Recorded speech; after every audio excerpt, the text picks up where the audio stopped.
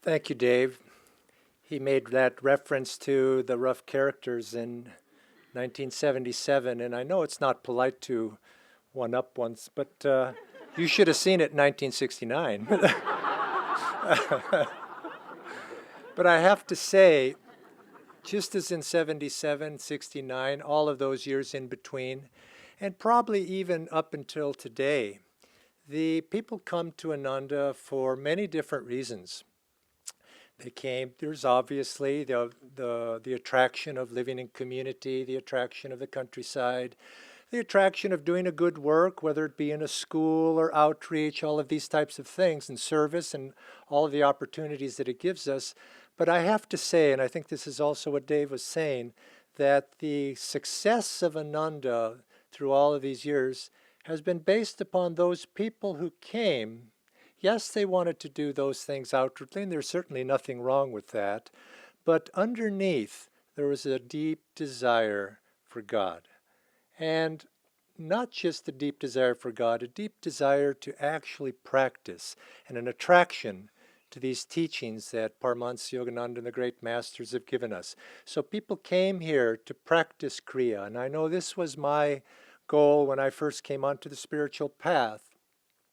First words I actually said to Swami Kriyananda when I met him, 1968, is I said, Swamiji, I want to learn how to practice Kriya Yoga. And that was my motivation. Coming here, there was many other things that I could do and I could serve, but underneath it all, I wanted to find God.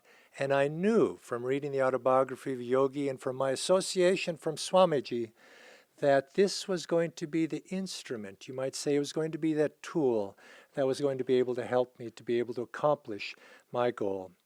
Now, I'm going to speak more, not so much about the science of Kriya Yoga. I want to take it to that other side, the art as well. And particularly, I want to address one particular topic that's been churning in my mind for the last few years, actually, but it's been becoming current in the last number of months. And I spoke about it a little bit last night because it's been on my mind, and it's, you know how it is, these things that each of us individually that we're working on, we naturally want to share with other people. And so consequently, I'm going to follow up a little bit on my remarks of last night. And it's this one quality, and it's a quality that's particularly apt for a person, American, person who tends to be self-motivated in a sense of self-willed, perhaps, maybe you could say. When one goes to India, one learns this quality, or else. The It's a quality of acceptance. And I want to apply that to Kriya, and I'll get around to that, I hope. But the quality of acceptance is something that, of course, in India, we encounter many different things. There's a certain cultural uh, learning curve that one has to go through. You go to another country and you have the difficulties of language and you have the difficulties of people doing things in other ways, things that don't make sense. And the American tendency in all of our minds is, gee, why aren't they doing it that way? Why don't they do it that way? If they only were to do it this way, that way, or another thing, then it would all work fine. That mental tendency plays, and one comes to understand that one has to resolve that. And we realize that in a large country like India, a billion plus people, things are going to go the way they're going to go. And I can choose to accept that, or I can choose to not accept that. But isn't that really ultimately the lesson that all of us face every day in our life? And this is ultimately the lesson of Kriya Yoga as well. Kriya Yoga, the neutralization of those waves of likes and dislikes. I like it, I don't like it. I like it, I don't like it. On and on it goes. And these things face us, and we learn. And this is what India has been very useful for me. Is it's confronted me very quickly with this necessity to learn that quality that Master would speak about again and again. Be even-minded and cheerful under all circumstances. And if we can learn to accept what life has to offer to us, not in a passive way, I'm not saying that, I'm not saying to lie down and to just whatever it is and not to act. Yes, we have to act, but to learn to be able to accept and then be able to act appropriately. And we find that in that way that life becomes sweet. And we begin to see the blessings of everything that comes to us. And so this is what I've been working on in India, this learning to be able to just accept and to be able to act appropriately. And you could say I've got the pretty good, I find, without boasting. I think I'm even-minded. That's always been my nature. I've got the even-mindedness part, sort of okay. It's the cheerfulness side I'm working on. So let's just say I'm working on that. And I'm making progress. Ways to go, but I'm making progress. But this is the side of acceptance. When we talk about acceptance, this is the side naturally that comes to mind. But really, I want to take this discussion of acceptance to something I spoke about last night as its application to the art of our practice of Kriya. And this is a little bit deeper side to it. And I've spoke about this a number of times before, but that's because I'm working on this. There's a story that I told last night, I'll tell again. A woman came to Lahiri Mahashai, and Lahiri Mahashai at that time, you know the story, where he finally allowed a photographer to take photographs of him. So whereas first it was unsuccessful, but finally he was able to take the photograph, and when that photograph was developed, Lahiri Mahashai had a collection of them, and he would give these photographs out to disciples from time to time. And one woman came to Lahiri Mahashai, and he asked for a photograph, or he gave her a photograph, and he said something very, very interesting to take to heart here, to think about. He said, I give you this photograph. You can take this photograph, or let's use the word that I'm using today. You can accept this photograph. And if you accept it as a photograph, that's what it will be. Or you can accept this photograph as a mantle of divine protection. And if you do that, that's what it will be. And of course, you remember then the story of Master when he was a young boy, looking up, his mother directing him to look up into that photograph. And he looked into the photograph and felt that divine light come down to him and save his life at that time. Because his mother was infused that photograph with her devotion, and Master too was devoted to that. And so depending upon how we chose, or the devotee in that case, chose to accept that photograph, was the power that came from that photograph. And it's in the same way. Many of you are Kriya Bonds. Most of you probably. Some of you perhaps are not. And I hope this might inspire you to practice Kriya, or if you're not practicing now, something in your own life this might apply to in the same way. If we're practicing Kriya, we need to, more than just receive that initiation, we need to actually accept Kriya into our life. And I would ask all of us to think about, in what way have we accepted Kriya into our life? And for me, this in the last year, 2 years, 3 years, since my time in India, this is something that I've been pondering, is how do I accept it? If I accept it as a technique of pranayama, that it will be, and it is. And if I accept it as something that I do as my daily sadhana, that's what it will be, and it is. But I have taken it to the point where I accept Kriya Yoga as the divine instrument by which the Guru transmits his grace and his blessings to me each day. And I would say it's the divine instrument and the tool by which I offer up my blessings in return, you might say, or my devotion, my openness of heart. It's by which I open my heart to be able to receive that blessing. For me, this is what Kriya has become. It's a divine tool, a channel by which I receive the Guru's grace into my life. Yes, now I've been practicing Kriya for many years, and so I hope I have the technical side. One never has it 100%, of course, but I hope I have that technical side, but taking it beyond the technical side to this other side of inner receptivity. But more than receptivity, acceptance, which is an active verb. I have to engage in that acceptance process. Just as when we go to the purification ceremony, I have to open my heart to be able to receive the Guru, the blessings of the Guru. Open your heart to me and I will enter. That opening is something that I have to do, and you could say it's the one thing all of us as disciples, and maybe the only thing really, that we have to do. But in the practice of our technique, the practice of our pranayama, this is what we're doing. Now, you could say, and I think it's probably true, that the Guru's blessings flow to us whether or not we have an instrument or not. God's capable of blessing all of us right now. The Guru is capable of blessing us all right now, and that does happen. It's attested to by story after story after story of people's lives, the blessings coming to them. But also we know Swami's teachings, from Master's teachings, that God works through instruments. Master works through instruments. Babaji works through instruments. And this technique of Kriya is a divine instrument for those of us who have chosen this path to become Kriya bonds. It's our religion. Kriya is our religion. Be thou thy religion. Pranayama be thy religion. This is our religion.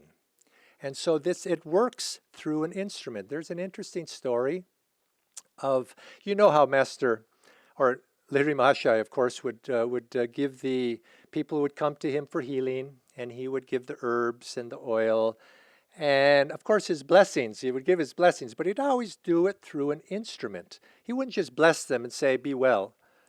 He would bless them, and he'd say, "Now, why don't you take this little bit of neem oil, or take these little bit of herbs and go and do that." And so that, is how the blessing would be transmitted, through that instrument.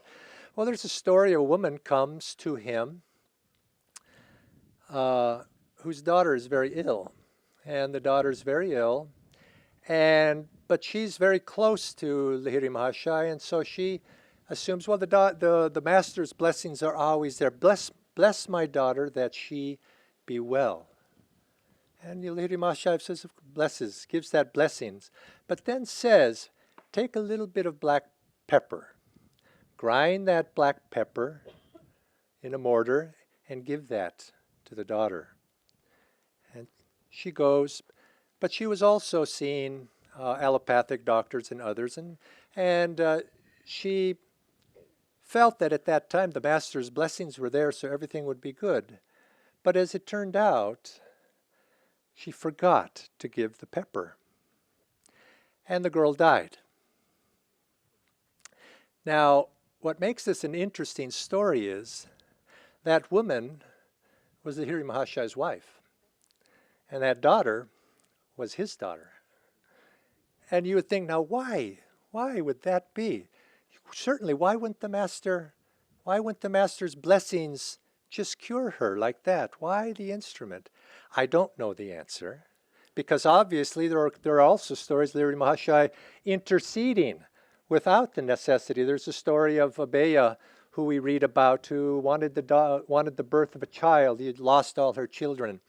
And so she prayed went to Lahiri Mahashaya. Lahiri Mahashaya gave that blessings, but said, on the night of your birth, keep a oil lamp burning, and do not let that lamp go out. Because prior to that, all her children had died and miscarriage and so on. And so finally the day came, and early in the morning, she gave birth the midwife was there, and she gave birth to a daughter. And they waited, and the lamp was burning. But it was early in the morning, and she was extremely exhausted and tired. She began to fall asleep. The midwife fell asleep, and they fell asleep. And morning was coming, but it was still dark, and the lamp was going lower and lower till the lamp, that last little bit, at the end when it starts to flicker. And just at that moment, there was a pounding knock on the door. Abheya! And the door opens, and Lahiri Mahashaya is there. The lamp, oil for the lamp.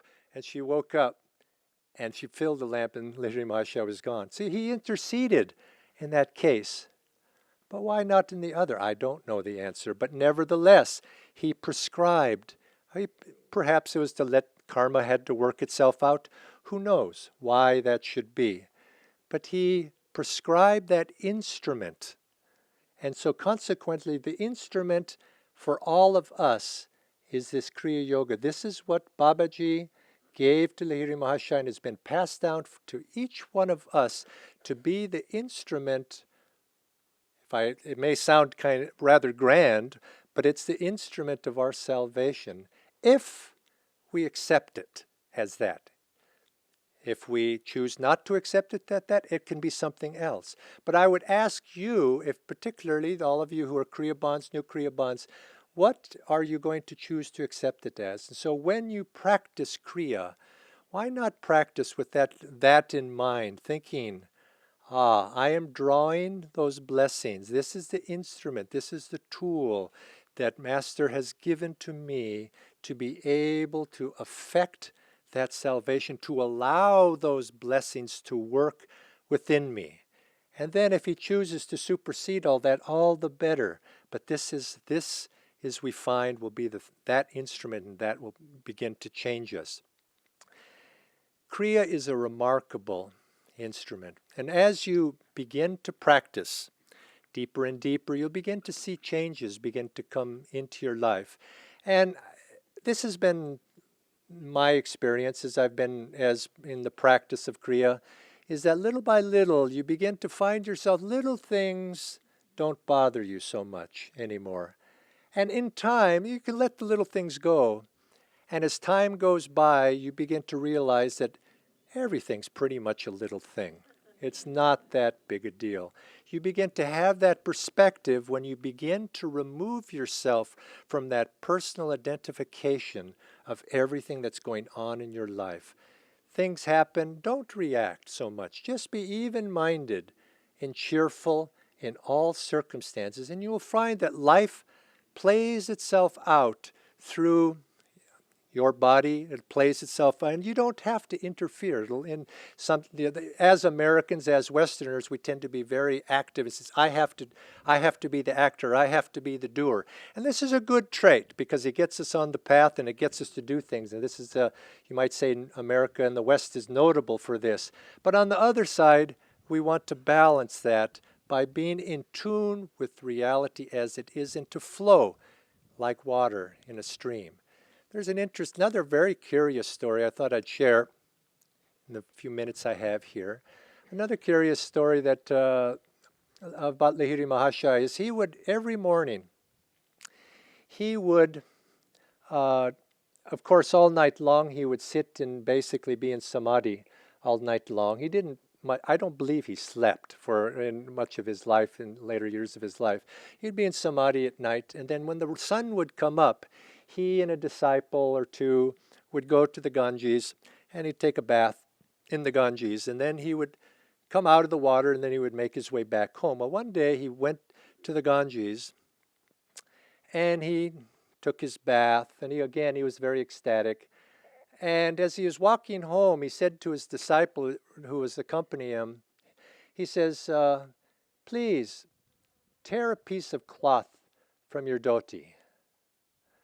And the disciple didn't know exactly why, but Lahiri Mahashaya wanted the piece of cloth. So he took his dhoti and he took a piece of cloth out and he tore it and took a nice little section. And then as they turned the corner, they were walking down the street. There was a brick on a high wall, and the brick just at that moment fell.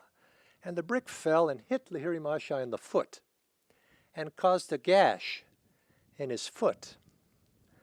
And so he stopped at that moment, and Lahiri Mahashaya then took the bandage from his disciple. He says, thank you. And then he wrapped his foot in the bandage, with the bandage. And so then they walked home, and this disciple couldn't help asking. He said, Master, if you knew that brick was going to fall on you and cut your foot, why did you allow it to happen? Why didn't you avoid it? And Lahiri Mahashaya said, well, you see, If I would have avoided it then, it would have just happened again at another time, and it would have just been worse.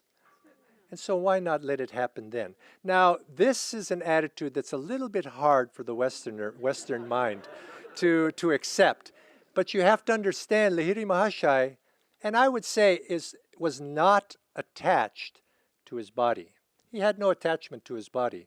Another time he was walking home and he stepped on something and cut his foot quite badly. And he tore a piece of cloth from his own dhoti and tied his foot and walked on home. But his foot was bleeding quite badly. But he went to his meditation where he sat there, and his disciples came and noticed this trail of blood on the floor. And they came in and said, "Master, what's happened? What's happened? We see this blood here." And he says, "Oh, I cut myself. Yeah, here, notice." And the disciples looked, but he had tied the bandage on the wrong foot.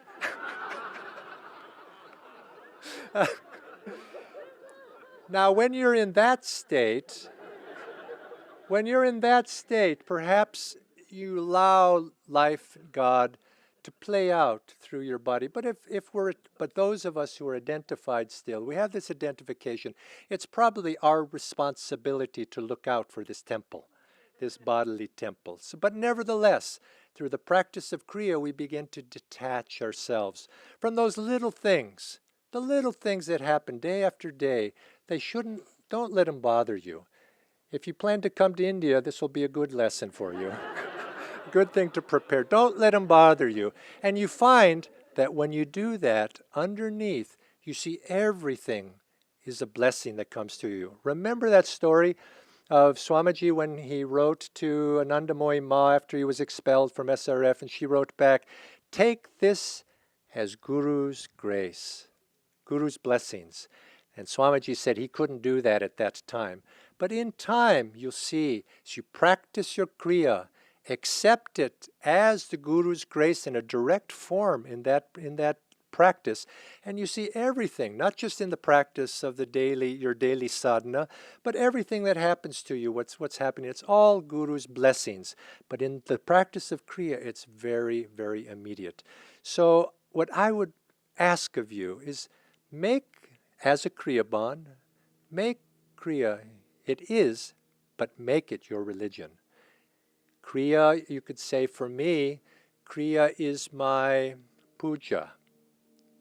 Kriya is my arati. Kriya is my prayer.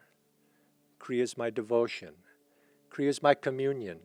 If you can make Kriya this way, you begin to find that not only is it a vehicle to receive those blessings, but it gives you a tangible way to be able to offer those blessings back to God.